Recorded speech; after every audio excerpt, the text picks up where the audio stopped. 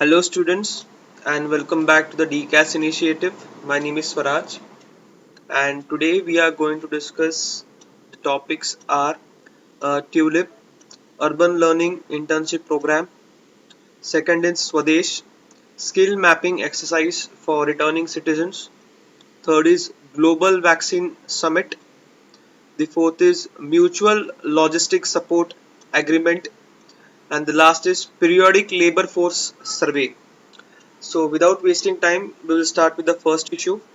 So it is TULIP Urban Learning Internship Program. So the name itself says कि ये internship program है, ठीक है. So it provides opportunities to fresh graduate in all urban local bodies and smart cities.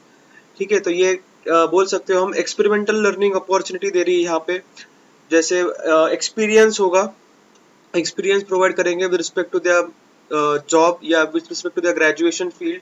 तो skill developed होंगे and that skill development match हो जाएंगे तुम्हारे मार्केट स्किल से, रिक्वायर्ड स्किल से. तो ये जो प्रोग्राम है it is also stepping milestone for the fulfilment of Ministry of Human Resource Development and AICT's goal of creating 1 crore successful internship by 2025. तो बेसिकली ये जस्ट इंटर्नशिप प्रोग्राम है to new graduates, fresh graduates, ठीक है.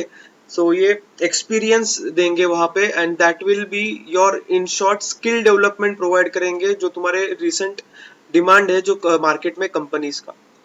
सो basically next issue is Swades skill mapping exercise for returning citizens. अभी for example हमको तो ये चीज पता ही है कि कोविड-19 की वजह से बहुत सारे इंडियंस जो है वो अपने जॉब्स छोड़ के वापस इंडिया में रिटर्न आ रहे हैं, ठीक है.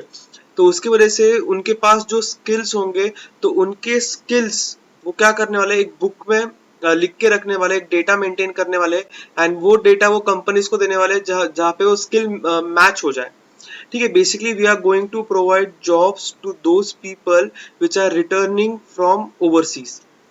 So basically Swadesh, it is a part of Vande Bharat mission.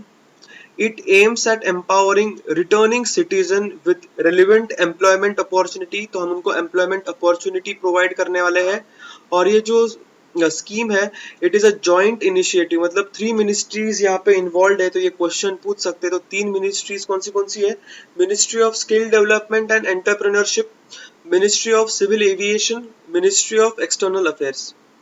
And it is being implemented through National Skill Development Corporation. So it aims to create a database of qualified citizen based on their skill and experience to tap into and fulfill demand of Indians and foreign companies. तो मैंने वही बोला, वो database create करने वाले and ये जो database है इसका जो collected information है it will be shared with the companies for suitable placement opportunities in the country. तो देख रहे ये जो नेशनल स्किल डेवलपमेंट कॉर्पोरेशन है it is a not for profit public limited company incorporated under companies act 2013. It was set up by ministry of finance as a public private partnership. तो अभी government of India जो है वो 49% share hold करता है through ministry of skill development and entrepreneurship and जो बाकी का बैलेंस 51% है वो प्राइवेट सेक्टर के पास है. So moving to the next issue is global vaccine summit. तो जो हमारे जो प्राइम मिनिस्टर है नरेंद्र मोदी, उन्होंने रिसेंटली एक वर्चुअल समिट अटेंड किया जो होस्ट किया था यूके के प्राइम मिनिस्टर बोरिस जॉनसन ने, जहां पे 50 से भी ज्यादा कंट्रीज ने पार्टिसिपेट किया था. तो यहाँ पे यूके के प्राइम मिनिस्टर का नाम पूछ सकते हैं एंड बोरिस जॉनसन बीच में भी न्यूज में थे बिकॉज उनको कोरोना वायरस इन्फेक्ट हुआ था. तो he is very well good now. So कौन कौन इसमें इन्वॉल्व था? बिजनेस लीडर्स थे, यूनाइटेड नेशंस के एजेंसीज थे, सिविल सोसाइटीज थे, गवर्नमेंट मिनिस्टर्स थे, हेड ऑफ स्टेट थे, कंट्री के अलग लीडर्स थे.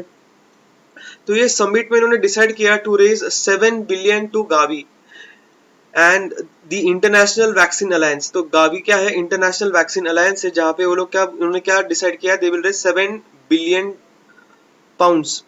सो इंडिया हैज प्लेज्ड $15 मिलियन. ठीक है, तो इंडिया ने कितना दिया है? $15 मिलियन दिया है. So let's see what is a Gavi. It is created in 2000. It is an international organization, a global vaccine alliance, bringing together public and private sector with a shared goal of creating equal access to new and under used vaccine for childrens living in the world's poorest countries. मतलब जो countries जहाँ पे vaccine are not easily available और the people who are not going to afford, तो उनके लिए ये easily available करना। तो यहाँ पे जो स्पॉन्सर्स है वो बेसिकली प्राइवेट सेक्टर्स होता है। एवरी कंट्री मीन्स सपोर्ट या contribute according to its own limit. ठीक है, जैसे इंडिया ने 15 मिलियन दिया है तो कुछ रिसर्चर्स आएंगे तो वो रिसर्चर्स रिसर्च करेंगे, उनकी R&D देंगे।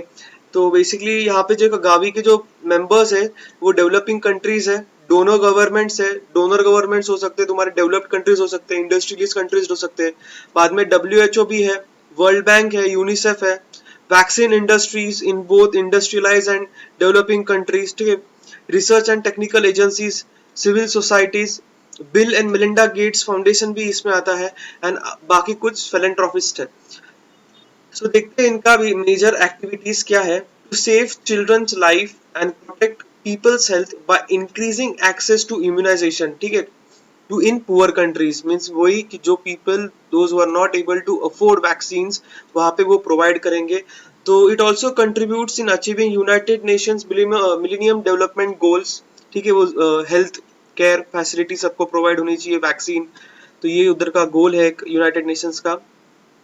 Then its partner provides funding for vaccine and intellectual resources.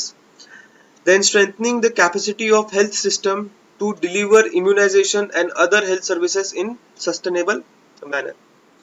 So the next one is mutual logistic support agreement. It was signed between India and Australia to allow access to military bases for logistic support. Actually this is a very much good agreement between India and Australia, जहाँ पे logistics share होने वाले। Logistics मतलब क्या, अगर उनका कोई military base या नेवी इधर इंडिया के कोस्टल एरिया से पास करता है तो उनको फ्यूल दिया जा सकता है, फूड दिया जा सकता है, स्पेयर पार्ट्स दिए जा सकते हैं। तो ये लॉजिस्टिक सपोर्ट हम लोग क्या करने वाले हैं, यहाँ पे सपोर्ट करने वाले।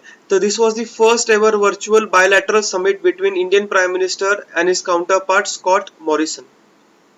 सो देखना है क्या, this is an agreement to facilitate common access to military logistics, allow more complex joint military exercises, and improve interoperability between the security forces of the two nations. So common facilities of logistics क्या देने वाले हम लोग, देखो यहाँ पे food, water, petroleum, spare parts। ठीक है, the agreement will be useful for joint military exercises, peacekeeping operations, humanitarian assistance, disaster relief operations. Then it will help in improving interoperability between the two parties। मतलब दोनों military के जो operations है वहां पे coordinations efficiency बढ़ सकती है। The last one is periodic labor force survey. This is the first computer based survey started in 2017 which estimates the employment and unemployment indicators through labor force participation rate, worker population ratio, proportion unemployed, unemployment rate in rural household annually and on quarterly basis for the urban household। तो ये चार parameters या चार indicators यहाँ पे major करने वाले हैं। तो देखते हैं सबसे पहले लेबर फोर्स पार्टिसिपेशन रेट क्या है। It's a percentage of people in the labour force those who are seeking और वर्किंग। मतलब जो तुम्हारा पॉपुलेशन जो काम कर रहा है एंड जो काम सर्च कर रहा है तो वो लेबर फोर्स पार्टिसिपेशन रेट में आएगा। वर्कर पॉपुलेशन रेशियो मतलब कितने लोग एम्प्लॉयड है। अनएम्प्लॉयमेंट रेट मतलब कितने लोग अनएम्प्लॉयड है लेबर फोर्स में से। ठीक है, देन अनएम्प्लॉयड पर्सन कौन है, a person who is unable to get work even for an hour in the last 7 days is considered as unemployed. जो भी पर्सन प्रीवियस 7 days में 1 घंटे के लिए भी इकोनॉमिक एक्टिविटी नहीं करता है उसको हम अनएम्प्लॉयड पर्सन बोलते हैं। इनके जो फाइंडिंग्स है उन्होंने बोला है that there is a improvement. ठीक है, अनएम्प्लॉयमेंट लेवल जो है रेट जो है वो फॉल हो चुका है between July 2018 and June 2019 to 5.8% from 6.1%. The labor force participation rate also increased to 37.5% from 36.9%. The worker population ratio also increased from 34% to 35%. Urban unemployment rate reduced to 7.7% and rural reduced to 5%। मतलब rural and urban unemployment rate भी यहाँ पे decrease हुए हैं and female participation rate has also been increased in both rural and urban areas during the period. Then यहाँ पे एक finding है, करंट फाइंडिंग, एकदम लेटेस्ट फाइंडिंग है. According to the Center for Monitoring Indian Economy, unemployment rate in India shot up significantly from 7% in June 2019 to 23% in May 2020. मतलब ये आज का प्रॉब्लम है कि इंडिया का जो अनएम्प्लॉयमेंट लेवल है इट इज अराउंड 23%. तो जैसे ही ये lockdown it is pulling back, uplift हो रहा है, सो गवर्नमेंट के पास मेजर टास्क है how to provide employment opportunities for different people over here. And उसमें से जो major segment of people who are being hurted over here are migrant workers. So hope you have understood the lecture. If you have any problem, you can comment below. Thank you.